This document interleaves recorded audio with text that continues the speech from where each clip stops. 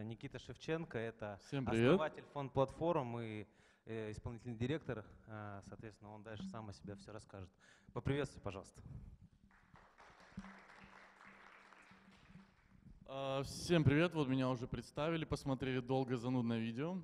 На самом деле, там в начале был вопрос, самый главный, который, грубо говоря, и для чего и было, собственно, создано видео, как сделать свой фонд, грубо говоря, как тема моей презентации сегодня, как создать свой криптофонд, на самом деле. Я выхожу сюда не для того, чтобы пиарить наш продукт, как сейчас, я думаю, вы видите на многих мероприятиях. Вот, поэтому, сразу, чтобы мы друг друга понимали. Ладно, наверное, немножко о себе расскажу. В общем, как вы видите, парень молодой, бэкграунд небольшой. Можно сказать, биткоин купил в 2013 году, в 2014 написал первое приложение, использующее блокчейн, и спустя год я начал инвестировать в различные криптофонды. В какой-то момент я захотел сделать свой криптофонд. И я увидел проблему на рынке, что создание криптофонда — это очень дорогостоящий, долгий процесс. И, в принципе, в тот момент у меня и пришла идея создать эту платформу. Ну ладно, у нас тема топика другая, поэтому давайте по презентации. Как создать криптофонд? Вообще, что такое, собственно, криптофонд? Ага. Я думаю, что стоит начать с определения, что такое фонд. Фонд — это совокупность инструментов и капиталов для достижения определенной цели. То есть, грубо говоря, на самом деле фондом может быть абсолютно любая структура. И что такое криптофонд? Тот же самый фонд, просто, не знаю, который взаимодействует с криптовалютами. Возможно, у них инструменты, которые используют криптовалюты, это блокчейн, это токенизация и так далее. Возможно, это фонд, который инвестирует в криптовалюты, зарабатывает на них, либо просто хранит большую часть своих активов в криптовалютах. На сегодняшний день на нашем рынке более 400 криптофондов. И эта цифра ежедневно меняется, потому что процесс создания криптофонда становится все легче и легче. Но если брать, сколько на сегодняшний день фондов, как структур, я думаю, что их на самом деле не 50 тысяч штук, а больше, намного больше. Я думаю, даже больше миллиона. Но там на самом деле все зависит от того, чем занимается этот самый фонд. Давайте вообще подумаем, какие могут быть виды фондов. Фонды могут быть торговые, могут быть венчурные фонды, могут быть семейные фонды, какие-нибудь фонды, которые выступают как капитал для бизнеса. То есть, в принципе, любой офлайн бизнес, который, вот не знаю, там по Москве любая кафешка, может иметь свой фонд. Фонд в криптовалюте, например. Это могут быть паевые фонды, это могут быть пенсионные фонды, это могут быть культурные фонды. То есть очень-очень-очень много разных видов фондов. Все зависит только от самой идеи, которая заложена, грубо говоря, в основании этого самого фонда или криптофонда. По презентации дальше у нас идет, сколько примерно на данный момент у нас есть криптофондов. Здесь есть цифра 380, как я уже сказал, там, в принципе, их побольше. Это только те фонды, которые как-то себя показывают публике. То есть сейчас, я думаю, еще есть примерно такая же цифра, таких же скрытых фондов, которые там как-то, не знаю, ботами либо машинным обучением пытаются уронить рынок торговли криптовалютами. Окей. И как видно из нашей схемы, большую часть криптофондов на сегодняшний день составляют фонды, называющие себя, не знаю, машинным обучением, типа такого, и всякие различные венчурные ликвидные фонды, также фонды по трейдингу. Также туда входят индексные фонды и фонды фондов. То есть можно сказать, как платформа для фондов. Да, в принципе, да, это и есть фонд для фондов, грубо говоря. И здесь дальше представлены некоторые криптофонды, которые на сегодняшний день существуют. Я думаю, все вы когда-либо сталкивались с такими именами фондов, как Satoshi Fund, Token Fund, TAS Fund и так далее. Здесь вот представлено Polychain, Blockchain Capital, Blue Yard, Pantera Capital и так далее. То есть самые известные. Конкретно Polychain занимает, можно назвать его инвестиционным хедж-фондом, Blockchain Capital — венчурными инвестициями, и Galaxy Fund — это цифровые активы. Так, мы подошли к самому главному. Вообще, что нужно для того, чтобы создать свой фонд? Первое, с чего начинается любой фонд, любой криптофонд, это с идеи. Вам нужно четко представить, какую идею вы хотите заложить в основе своего фонда. Что это вообще будет за организация, что она будет себя представлять, почему она использует, грубо говоря, слово «фонд». Дальше вам нужно четко сформировать задачи, которые решает ваш фонд на современном рынке. Если это криптофонд, я думаю, скорее всего, вы будете ставить такие задачи типа безопасность, распределенный реестр и так далее. То есть все зависит на самом деле от вас. Следующий шаг, вам нужно четко определить свою будущую стратегию. Даже если вы просто хотите провести ICO у своего фонда, и вы не знаете, чем ваш фонд будет заниматься, вам все равно нужно определиться с той же самой стратегией. Дальше у нас идет структура. Структура как человеческий фактор и структура как технический фактор. Я думаю, все вы уверены в том, что даже если здесь из вас сидят люди, которые в дальнейшем хотят создать свой криптофонд, скорее всего, вы будете не одни. То есть у вас будет какая-то команда. И какие члены вашей команды вам понадобятся для того, чтобы создать свой фонд, вам нужно это все заранее определять. На самом деле, как я уже сказал, я уже сам пытался создать свой криптофонд еще в 2015 году. И тогда я вообще на самом деле не имел представления, какие в этом всем есть шаги. Ну и можно сказать, мне это не очень-то и удалось. Дальше у нас идет построение финансовой модели. Любой инвестор, практически любой, кроме там всяких ICO инвесторов, которые вкидывают по $100 в современных реалиях, будет всегда спрашивать у вашего фонда финансовую модель. То, грубо говоря, на чем вы будете зарабатывать, как вы будете зарабатывать и когда у вас наступит точка безубыточности. Дальше идет бизнес-модель и белая книга. В принципе, белая книга на самом деле не обязательна, потому что сейчас это просто очень популярный термин, который любит использовать ICO-проекты. Но, в принципе, все зависит от того, какие цели решает ваш фонд. Следующим этапом у нас идет регистрация вашего фонда. Грубо говоря, можно назвать этот пункт юридические аспекты. В принципе, если вы хотите создать фонд, который будет торговать криптовалютой или просто хранить криптовалюту, вам не нужна никакая юридическая регистрация. Но опять же, все зависит от ваших конечных целей.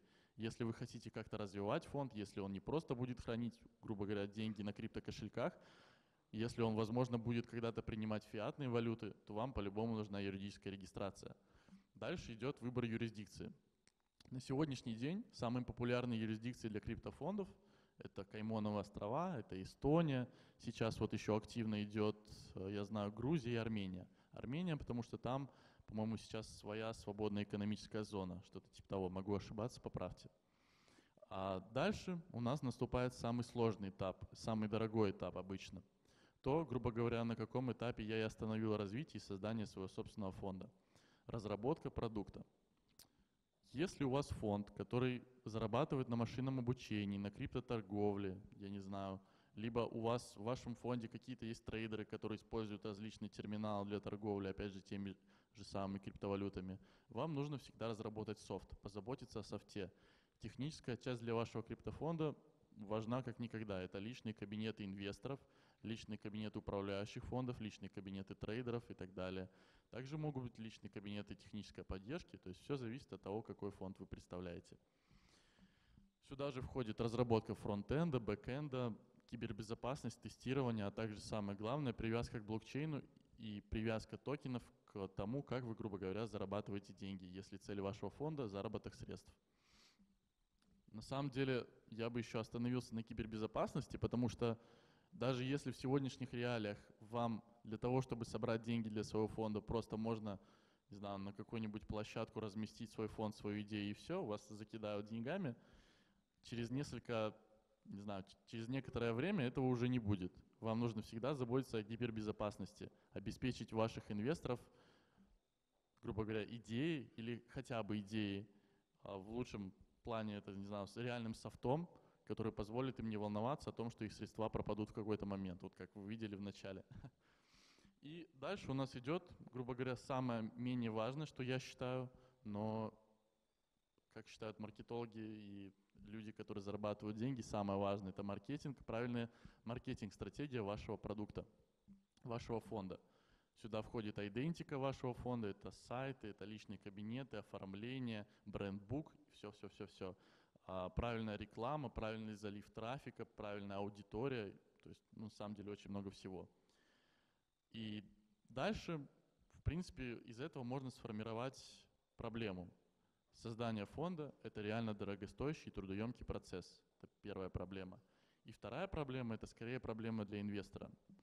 В принципе, если вы когда-нибудь инвестировали в криптофонды, как я уже показывал, их сейчас более 400. И если вы захотите проинвестировать в каждый из них, я думаю, вы потратите больше, чем 2 недели, это точно. Вам прям надо сидеть и отдельно разбираться в каждом фонде, какие у кого токены, как они их продают и так далее. У кого-то у вас вообще не будет токенов, где-то придется подписывать бумажки. И в принципе, основываясь на некоторых факторах, можно сформировать такую цену создания криптофонда с нуля. Большая часть этой цены формирует техническая часть. Конкретно личные кабинеты, конкретно привязка к блокчейну, привязка к токенам, взаимодействие с платежными шлюзами, если вы там принимаете различные криптовалюты, фиат, обмениваете это на токены. Все сводится из количества затрачиваемых часов вашими кодерами. И на 2016 год, можно сказать 2015, когда я занимался тем же самым, создавал свой фонд, сумма была примерно такая же. По срокам 3 месяца, но все также зависит от ваших конечных целей и тех целей, которые будет, грубо говоря, то, чем будет заниматься ваш фонд. И сейчас мы подходим плавно к нашему проекту, к моему проекту Fund Platform, который я основал год назад, который уже в данный момент провел пресейл, собрал $273 тысячи. В принципе, для вас, я думаю, это очень мало, но мы ничего не вкладывали в маркетинг. То есть у нас, грубо говоря, просто мелкие инвесторы увидели, что реально какой-то есть продукт, и у него есть реальное применение на рынке.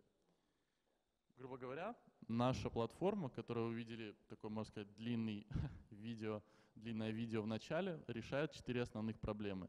Мы быстрые, мы удобные, выгодные и безопасные. В принципе, об этих проблемах я уже успел упомянуть ранее. Здесь мои контакты и ссылки, я не буду долго рассказывать о нашем продукте. Если кому-то интересно, перейдите на сайт. Прямо сейчас вы можете создать свой фонд за 20 секунд, выпустить под него токены и как-то привязывать его к вашей структуре. Всем спасибо. Давайте не будем отпускать Никиту и зададим ему несколько вопросов. Правильно ли я понимаю, что вы занимаетесь созданием универсальной платформы по разработке фондов, то есть человек может любой зайти на вашу платформу и сконструировать свой фонд? Да. Это первое. А второе, насколько я понял из презентации и из того, что я почитал на сайте, у вас есть какая-то новая фишка, которая называется что-то типа субтокены. Да. Расскажи немножко об этом. Окей, Мне кажется, это очень тогда интересно. я бы мог, конечно, включить вторую презентацию, рекламную презентацию, но мне на самом деле не очень интересно рекламировать продукты. Я больше акцентирую свое внимание на техническую часть. Фишки расскажи. Окей. В общем, у нашего проекта есть очень главная фишка, которая отличает нас от всех существующих похожих платформ. Во-первых, мы основаны на блокчейне NEMA. Возможно, кто-то из вас слышал о этой криптовалюте, о этом проекте New Economy Movement. И второе, мы позволяем нашим фондам токенизировать каждый свой продукт. То есть, грубо говоря, если, скажем, у вас фонд, который имеет 10 управляющих, благодаря нашей платформе вы сможете токенизировать каждого своего управляющего и под каждого своего управляющего выпустить токен. Каждый выпуск токена займет у вас ровно 20 секунд на текущий момент. Вот. И если бы, скажем, вы делали свой фонд на эфире, вам бы пришлось сделать 10 смарт-контрактов. Что такое 10 смарт-контрактов? Это несколько кодеров, и это несколько аудитов. И это довольно большие затраты на создание, собственно, этого самого криптофонда. Вот, в принципе, и главная ключевая наша фишка, благодаря которой мы обходим всех Правильно я наших понимаю, конкурентов. что у фондов, да, ну, например, есть такие российский фонд там с очень такой, ну, интересной историей, там Сатоши фонд, наверное, ты знаешь, да? У них там хакеры какие-то увели порядка, если не ошибаюсь, $7 миллионов. Вот, у них, получается, когда вы инвестируете в их фонд, вы покупаете токен, да, то есть вы заходите в блокчейн-платформу, покупаете токен, соответственно, на ваши деньги фонд и его управляющие менеджеры покупают, там торгуют, как-то зарабатывают, и от их успеха растет цена этого токена. Да. То есть Никита рассказывает, что в их платформе, если я правильно понял, можно создать свой фонд, у которого будет свой токен на NEM, да? На платформе NEM. NEM входит, на секундочку замечу, в топ-10 криптовалют мира. Это американо-японский, насколько я знаю, проект. Там есть менеджеры из Японии, есть менеджеры из Америки, из Соединенных Штатов.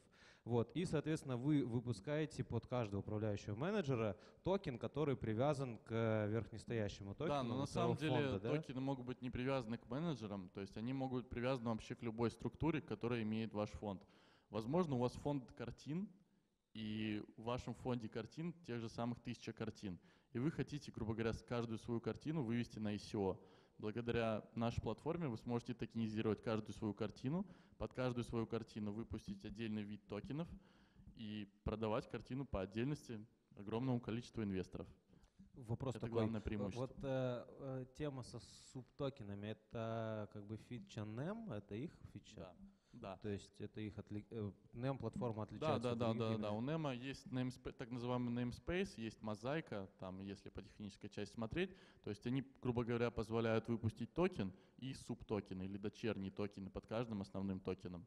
В принципе, ну вот если вот, я думаю, понятно примерно. Вопросы? У кого есть вопросы к Никите? Ой, я помню у вас предыдущие презентации. Спасибо за презентацию. Вы упомянули, что собрали вот определенную сумму. Да. Ваше ICO еще идет или закончилось? Нет, у нас сейчас ICO будет через 1,5 месяца примерно. Да, сейчас у нас закрытый пресейл с чеком от $10 000.